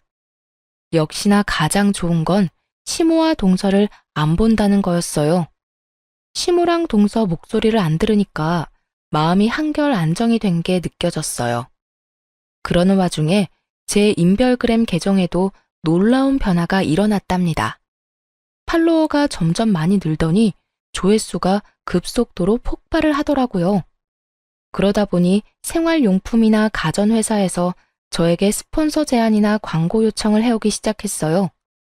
저는 아이들이 잠들고 밤을 새서까지 영상을 구상하고 찍고 편집해서 최선을 다해 제 일을 해나갔고요. 생각지도 못한 액수의 금액을 받게 되었죠. 여보, 이 광고 하나 영상 올렸다고 300만 원을 받았어. 진짜 이게 꿈인가 싶어. 어떻게 이럴 수가 있지? 그게 진짜야? 나는 한 달에 버는 걸 당신은 한 번에 벌었네. 이래서 다들 인플루언서인가 그거 하려고 안달인가 봐. 그런 대단한 사람이 우리 와이프라니 진짜 믿기지가 않는다. 당신 진짜 대단해. 수입이 기하급수적으로 늘어나는 것도 정말 신기하고 믿어지지 않았지만 제가 가장 감사하는 건 바로 저에 대한 긍정적인 반응들이었어요. 시모와 동서는 저를 돈도 못 버는 살림하는 식충이 취급을 했지만 제 영상에 댓글을 달아주는 사람들은 오히려 저의 살림 솜씨를 배우고 싶어 했거든요. 시모한테 상처받았던 마음이 얼굴도 모르는 많은 분들의 따뜻한 댓글에 치유가 되는 기분이었어요. 어떨 때는 감동적인 댓글을 몇 번이나 읽으면서 눈물을 흘리기도 했답니다. 점점 광고 영상을 많이 찍게 되면서 제 얼굴도 노출되게 되니까 자연스럽게 외모에도 신경을 쓰게 되더라고요. 머리도 하고 피부 관리도 꾸준히 받고 옷도 명품으로 사서 입으면서 제 자신을 좀 더 발전시켜 나갔어요. 아이들에게 개인 교습을 시켜주고 남편의 10년 된 자동차도 바꿔주고 저축도 많이 하게 되었는데도 신기하게 돈은 계속 늘어나더라고요. 그렇게 시간은 흘렀고 시모와 연락을 끊은 지 1년 정도 지났답니다. 제 팔로워가 10만 명이 넘어서 가족끼리 좋은 레스토랑에서 자축 파티를 했어요. 내가 그동안 당신한테 내 수입을 정확하게 말하진 않았는데 10만 명 넘은 기념으로 말해줄게. 그동안 나 영상 찍을 동안 애들도 잘 봐주고 많이 도와줘서 고마워. 우리 와이프님이 차도 사주시고 나보다 돈 잘 버는데 왜 좋아하는 건 당연하지. 당신이 진짜 고생 많았어. 진짜 대단해. 한 달에 광고에 따라서 수입은 좀 다른데 대충 평균적으로 1,000만 원에서 2천 정도야. 남편이 충격을 받았는지 말도 못하고 입만 떡 벌리고 있더군요. 그게 정말이야? 당신 진짜 대단하단 말밖에 안 나온다. 내 연봉의 몇 배야? 나 그만두고 당신 매니저나 할까? 으이그 장난치기는. 혹시라도 회사 관두기만 해.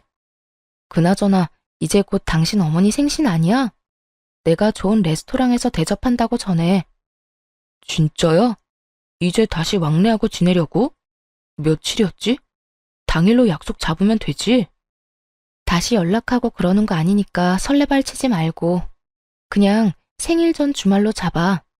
비싼 데니까 오든지 말든지 당사자들이 결정하라고 하고 시간은 내가 다시 알려줄게. 남편을 통해서 장소와 시간을 알려줬고 우리 가족은 당일날 미리 가서 룸에 앉아 있었어요. 서울에서도 예약하기 힘들다고 손꼽히는 호텔 안의 레스토랑이라 동서라면 내키지 않아도 무조건 올 것 같다는 예상을 했답니다. 동서 정도라면 1년 전엔 예약해야 원하는 날짜로 예약할 수 있을 테니까 말이죠. 동선의 가족과 시부모가 동시에 들어오더라고요. 시부모는 고급진 분위기에 좀 놀란 듯 보였어요. 동서는 입을 삐죽이면서 들어오더라고요. 달라진 제 모습을 보고 놀랐는지 흠칫하더니만 곧 비꼬는 말투로 입을 놀렸죠. 1년 동안 코빼기도 안 비추더니만 이런 데는 어떻게 알고 올 생각을 했대요? 아하, 이제 알겠네. 뭐, 복수라도 하려고 1년 전에 여기 예약해놓은 거죠? 보통 예약하기 힘든 데긴 한데 여기 대표님하고 인연이 좀 있어서 예약하는데 오래 걸리진 않았어. 저번 주에 말씀드렸나 그랬지. 말도 안 돼. 형님이 여기 대표를 어떻게 알아요? 방송에도 나오는 유명인사 아니에요? 그동안 거짓말 많이 늘었네요. 옷도 보니까 명품 짝퉁으로 쫙 빼입고 오고. 그런다고 호박이 수박되고 짝퉁이 명품으로 보이는 줄 알아요? 그래? 그렇게 신경 써서 입은 건 아닌데 동서 눈에 이쁘게 보였나 보네. 고마워. 예전 같으면 가시도 친 동서의 말에 발끈하거나 상처를 받았을 텐데 참 이상하게도 오히려 빽빽대는 동서가 귀여워 보였답니다. 제 자신조차도 저의 이런 심경 변화가 놀라웠어요. 제 자존감이 올라가고 여유가 생기니까 진짜 아무런 타격도 받지 않더라고요. 동서야말로 그런 제 반응에 더 발끈하는 게 눈에 보였어요. 참나, 1년 동안 형님 대신 명절 음식에 제사 음식 하느라 내가 얼마나 힘들었는지 알아요? 사람이 도대체 양심이 있는 거예요? 일하느라 바빠 죽겠는데 내가 명절 음식까지 해야 되냐고요. 어머님이랑 동서가 그러지 않았어? 돈 못 벌면 몸으로 때우는 거라고. 동서가 나보다 덜 버니까 당연히 동서가 해야지. 안 그래? 형님이 나보다 돈을 더 벌게 됐다는 거예요? 뭔 말도 안 되는 소리야. 평생 월 200도 못 벌던 사람이. 현실이 너무 힘들어서 머리가 어떻게 된 건 아니죠? 동서가 도대체 영문을 모르겠다는 표정으로 저를 째려보더라고요. 이에 질세라 시모도 한마디 거들더군요. 네가 드디어 정신을 차렸나 보구나. 이런 비싼 데에서 내 생일도 챙긴다니. 그동안 네가 얼마나 큰 죄를 지었는지 이제야 알겠어? 내가 네 성의를 생각해서 오늘 오긴 왔다만 이걸로 끝은 아니다. 밥 먹고 집으로 가서 제대로 무릎 꿇고 빌어라. 1년 만에 시모의 째지는 목소리와 저를 노려보는 눈빛을 보니 예전에 제가 생각나 울컥 화가 치밀었어요. 하지만 자리가 자리인 만큼 시원한 복수를 위해 말을 아꼈답니다. 그때 레스토랑의 대표님이 룸으로 들어왔죠. 미니 씨, 저번 주에 만나고 또 뵙네요. 집사람이 미니 씨가 가족 모임 한다고 꼭 자리 만들어야 한다고 해서 제가 아주 애 많이 썼습니다. 대표님, 정말 감사해요. 일주일 전이라 사실 기대 안 하고 말씀드려봤거든요. 미니 씨 같이 유명한 분이 오시는데 당연히 환영입니다. 제가 신경 써서 서비스로 디저트도 마련해 놨으니까 맛있게 드시고 가십시오. 아니, 유명한 사람이라니 지금 그게 무슨 말이세요? 진짜 그 방송에 나왔던 대표님은 맞아요? 우리 형님을 어떻게 알아요? 동서가 아주 핏대를 세우면서 따지듯이 묻더라고요. 대표님이 당황해서 말을 이어갔죠. 가족이시라면서 미니 씨가 무슨 분인지 모른다는 게 저는 더 이해가 안 가네요. 유명한 인플루언서 송이맘을 몰라요? 송이맘? 어디서 들어본 것 같기도 한데. 아니, 지금 그게 형님이라는 말이에요? 동서는 다급하게 핸드폰을 꺼내서 확인을 해보더군요. 역시 살림과는 담 쌓고 살아서 그런지 제가 활동하는 분야는 전혀 모르고 있었더라고요. 이 짜릿한 복수의 날을 위해서 오히려 잘된 일이라고 해야 할까요? 10만 팔로워를 가진 송이맘의 얼굴이 저라는 걸 확인한 동서의 얼굴이 보기 좋게 일그러졌답니다. 왜 그래 동서? 얼굴이 푸르댕댕한 게 아직 뭐 먹지도 않았는데 꼭 체한 것 같네. 괜찮아? 아니, 형님이 진짜 이 송이맘이랑 같은 사람이란 말이에요? 도대체 언제부터요? 동서가 소셜 네트워크는 인생 낭비라고 나한테 홍계실할 때도 이미 하고 있었지? 근데 내가 이렇게 잘 되고 보니까 꼴랑 연봉 6천만 원 받으려고 새벽부터 밤까지 꿈도 없이 목표도 없이 사는 동서야말로 인생 낭비하는 게 아닌가 그런 생각이 드네. 동서가 충격을 받아서 의자에 털썩 주저앉더라고요. 어떤 상황인지 머리 굴려대던 시모가 나한테 다가와서 말을 걸더군요. 그러니까 그네가 요즘에 돈을 그렇게 많이 번다는 유튜버인가 뭐 그런 거란 말이야? 이건 유튜브는 아닌 것 같은데 어쨌든 돈을 잘 번다 이거지? 얼마나 많이 버는데? 얘, 옆에 앉아서 얘기 좀 들어보자. 동서는 내가 얼마 정도 벌 것 같아? 연봉 6천이면 한 달에 얼마지? 꼴랑 500도 안 되네? 어머머, 그럼 네가 그거보다 더 많이 번다는 거니? 어쩐지 얘가 집에서 워낙 살림을 꼼꼼하게 잘한다 했더니 그런 거에 타고난 거였네. 안 그래도 내가 그네 집에 가보면 얼마나 정리가 잘 되어 있던지 혼자 놀랐던 적이 한두 번이 아니야. 시모가 어느새 제 옆에 착 붙어 앉아서 싱글싱글 웃고 있는데 진짜 역겹더라고요. 백년 묵은 여우같이 바로 태세 전환을 하는 꼴이라니. 나이 들어서 사람이 이렇게 추해도 되는 건가요? 하긴 동서는 한 달에 500 정도 벌어서 명품 같은 거 자주 살 수는 없겠다. 생일 때나 마음 먹고 한 개 할부로 사고 그러는 거 아니야? 그러니까 이 옷이 진짠지 짝퉁인지 구별도 못하지. 이 가방은 로고가 드러나는 게 아니라 아예 전혀 몰랐겠다. 명품 보는 안목 좀 키워야겠다, 동서. 아직도 충격에서 벗어나지를 못했는지 동서는 제 말에 대꾸도 못하고 눈알만 굴리고 있더라고요. 그 꼴을 보는 게 얼마나 통쾌하던지. 진짜 10년 묵은 채증이 다 내려가는 것 같았어요. 어머님이 제가 살림을 잘한다고 생각했다니 진짜 놀랐네요. 처음 듣는 말인데 말이죠. 맨날 집에서 밥만 축내는 식충이라고 무시했잖아요. 근데 내 영상이랑 글을 좋아해주는 사람들 덕분에 집에서 편하게 놀면서 월에 1000에서 2000은 꾸준히 버네요. 거기다 여기 대표님처럼 좋은 분들도 많이 알게 되고요. 뭐? 2천? 진짜 한 달에 2천을 번단 말이야? 세상이 진짜 요지경이네. 일을 안 하고 그렇게 많이 번단 말이야? 우리 맏며느리가 아주 성공했어. 경사 났어. 시모가 한바구음을 지으면서 아주 어깨춤이라도 출 기세였어요.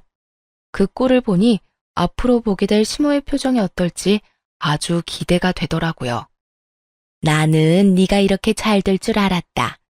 뭐 하나를 해도 아주 꼼꼼하게 잘하고 그러잖니. 내가 그동안 서운하게 했다면 오늘 이 자리에서 얘기로 다 풀어보자. 내가 너한테 모진 소리를 한 거는 다 너 잘 되라고 그런 거야. 결국엔 이렇게 잘 됐잖아. 거기에 내 공도 있는 거다. 그럼요. 어머니 역할이 아주 컸죠. 일이 안 풀리거나 힘들 때마다 어머니랑 동서 생각하면서 일을 악물고 버텼거든요. 꼭 잘 돼서 두 사람이 환장하는 꼴 제대로 보고 싶었거든요. 얘 큰애야. 무섭게 그게 무슨 말이니? 내가 앞으로 너한테 아주 충성을 하면서 잘하마. 내가 도와줄 거 있으면 다 말해. 내가 다 도와주마. 그리고 둘째 너도 형님한테 싸가지 없게 대한 거 얼른 사과하지 못해? 앞으로도 명절이며 제사며 음식은 다 네가 해라. 네 형님같이 큰이라는 사람이 그런 거에서 되겠어? 어머니, 제가 그동안 어머니한테 해드린 게 얼만데 어떻게 그렇게 돌변을 하세요? 제가 왜 명절 음식을 해요? 이 집구석이 뭐가 그렇게 대단하다고 며느리가 무슨 봉인 줄 아나. 저도 형님처럼 안 보고 살면 그만이고요. 저도 편해요. 아님 이참에 아예 이혼해버릴까 봐요. 어차피 이 인간 버는 대로 족족 써서 모은 돈도 없다고요. 내가 그동안 말을 안 해서 그렇지 내 속을 누가 알아? 아니 이게 그동안 오냐오냐 해줬더니 어디서 큰 소리야? 얘 큰애야. 이런 싸가지 없는 애는 그러려니 해라. 저런 애 안 보고 살면 그만 아니니? 그치? 시모는 어떻게든 저를 붙잡으려고 아주 애원을 하더라고요. 동서는 저한테 지기 싫어서 이를 악물고 있고 말이죠. 그래서 마지막으로 강력한 한 방을 날려줬죠. 난 당신들 다시 볼 생각 죽어도 없거든요. 아, 그리고 동서가 죽기 전에 살아보고 싶다던 그 아파트 있잖아. 우리 거기 자가로 사서 나 거기 살아. 우리 사이에 직접 초대는 좀 그렇고 내 계정에 집 사진도 많이 올리니까 보고 싶으면 거기서 보던가. 말도 안 돼. 거기가 얼마나 비싼 덴데 나도 아니고 감히 형님이 살 수가 있어? 진짜 아무리 생각해도 어이없네. 형님이 나보다 공부를 잘했어요. 좋은 대학을 나왔어요. 대기업에서 일한 적이 있어요? 이건 진짜 사기야, 사기. 그러게 말이야. 세상이 참 재미있더라고. 근데 나도 동서가 회사에서 일하는 것보다 더 열심히 했어. 동서는 이 분야를 잘 모를 수도 있는데 과연 동서가 나처럼 해서 돈을 100만 원이라도 벌 수 있을지 모르겠네. 동서가 얼마나 분한지 눈물까지 보이는 것 같더군요. 제가 가방을 들고 자리에서 일어서자 시모가 화들짝 일어나 제 손을 부여잡고 불쌍한 표정을 짓기 시작했어요. 우리 맏며느리가 얼마나 착한지 내가 잘 안다. 이 못난 시엠이 한 번만 용서하고 다시 한 가족으로 잘 지내보면 안 될까? 내가 이렇게 무릎이라도 꿇으마. 놀랍게도 시모는 제 앞에 무릎까지 꿇고 두 손까지 싹싹 빌기 시작했답니다. 그걸 본 남편도 너무 놀란 표정이었고 아이들 보기에도 좋지 않아 저는 이만 이 자리를 파야겠다고 생각했죠. 내가 그쪽한테 10수년 동안 받은 상처가 얼마나 깊은데 그까짓 입 발린 소리로 용서가 되겠어요? 그냥 난 우리 가족이랑만 잘 살 테니까 괜히 아들한테 연락하고 그러지 말라고요. 저는 애들을 챙겨서 나갈 준비를 했답니다. 그러자 동서도 제 손을 덥석 잡고 울먹거리기까지 했죠. 형님, 제가 너무 생각이 짧았어요. 앞으로 제가 형님으로 깍듯이 모시면서 잘할게요. 그만 노여움 푸세요. 네? 가족 좋다는 게 뭐예요? 난 너한테 당한 모욕들만 생각하면 이대로 끝내는 것도 아쉬울 정도야. 근데 이제 너 같은 건 전혀 내 인생의 손톱의 때만큼도 영향을 못 준다는 걸 너무나 잘 알아. 우리가 같이 밥 먹을 사이는 아니잖아? 내가 이미 계산 다 했으니까 디저트까지 맛있게 먹고 가. 네가 여기 또 언제 와보겠어? 저는 그렇게 아이들과 남편과 함께 레스토랑을 나와버렸답니다. 나중에 대표님한테 듣기로는 역시나 디저트까지 싹싹 긁어먹고 갔다고 하더라고요. 남편한테 다시 한번 시모와 연락하지 않겠다는 다짐을 받았고 남편은 시모의 연락을 칼같이 차단하고 있답니다. 동서는 제 계정을 자주 보는지 제가 올리는 영상마다 우리 형님 최고라는 둥 기가 막힌 댓글을 달고 매일같이 잘못했다는 내용의 메시지를 보내고 있어요.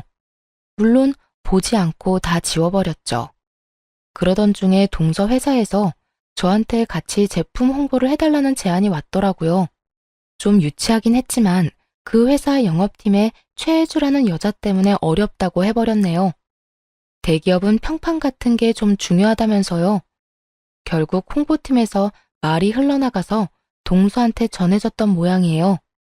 염치도 없이 저한테 수도 없이 전화를 하더라고요. 전화를 안 받으니까 남편한테까지 전화가 왔더라고요. 옆에서 듣는데 동서가 전에 들어보지 못한 친절한 목소리로 이러더라고요. 형님, 한 번만 바꿔주시면 안 될까요? 제발요, 딱 한 번만요. 드릴 말씀이 있어요. 그 꼴이 가짜나서 전화를 받아봤어요. 얼마나 간드러진 목소리로 말을 하던지요. 형님, 이제 추석인데 안 오실 거예요? 제가 음식 다 할 테니까 이제 그만 화 푸시고 왕래하시면 안 돼요? 아니면 제가 형님 댁으로 명절 인사 갈게요. 형님 드리려고 엄청 비싼 한우 세트도 사놨어요. 내 계정에 하루에 몇 번씩이나 들어와서 염탐하던데 아직 몰랐어? 나 한우 세트 이번에 대여섯 개 선물로 받은 사진 올렸거든. 그거 그쪽이나 먹어. 형님, 아무리 미워도 우린 가족이잖아요. 형님한테 사과를 하고 싶어도 만나줘야 하죠. 제가 메시지도 엄청 보내는데 답도 없으시고 진짜 서운해요, 형님. 그리고 우리 회사에다가 혹시 제 얘기하셨어요? 그건 또 뭔 말이래? 네가 나한테 준 수모가 고작 미안하다는 한마디로 다 괜찮아질 일이야? 참 낯짝도 두껍다. 이제 곧 인사고과 있는데 회사에 저에 대한 안 좋은 소문이 나와서요. 제가 형님 남편이랑 바람이 났다느니, 제가 고등학생 때 형님 왕따를 시켰다느니, 진짜 말도 안 되는 소리라 너무 기가 막히죠? 아무래도 형님이 우리 회사랑 같이 일을 좀 해주시고 해명도 좀 해주시면 정말 감사할 것 같아요. 내가 들어줄 거라고 생각하고 말하는 거 아니지? 그동안 너 잘난 맛에 살았는지 몰라도 앞으론 좀 너도 당해봐. 내가 힘 닿는 데까지 너 망하라고 평생 고자 지내줄 테니까. 그렇게 전화를 끊어버린 이후로 그쪽 인간들과 연락한 적은 없어요. 동서에 대한 소문하고 그동안 회사에서 해왔던 싸가지 없는 행실 때문에 그렇게 기다렸던 승진도 물 건너갔다고 하더라고요. 저는 지금도 제 인별그램 계정 잘 운영하면서 아주 바쁘게 지내고 있답니다. 남편은 제가 이제 가장이라면서 매일 가장님이라고 부르며 장난치듯이 떠받들어주는데 기분이 나쁘진 않네요. 처음 시작했을 때는 영상 하나 올리면 큰 돈을 주니까 이렇게 돈을 벌어도 되는 건지 불안하기도 하고 이상한 마음도 들었는데요. 이젠 많이 익숙해졌고 소속사도 생겨서 더욱 안정적으로 운영을 하고 있답니다. 시모는 어떻게든 제 덕 좀 보려고 남편을 볶아대는 것 같은데 묵묵히 자기 엄마의 폐악질을 다 받아내고 있는 남편한테 새삼스레 미안해지네요. 그래도 저는 절대 시모와 동서와 다시는 상종하지 않을 거예요. 누군가는 저한테 운이 엄청 좋았다고 말하기도 하고 질투 섞인 비아냥을 보낼 때도 있고요. 그럼에도 불구하고 저는 제가 잘하는 일을 찾아서 무언가를 새롭게 만드는 일을 하게 된 것이 정말 자랑스럽고 즐겁답니다. 여러분도 대단한 게 아니어도 다른 사람보다 분명히 나은 점이 있을 거예요. 안 된다고 생각하지 말고 무슨 일이든 한번 해보자는 마음으로 도전해 보시라고 말씀드리고 싶어요. 제 사연을 들어주신 모든 분들 정말 감사하고요. 항상 건강하시기 바랍니다.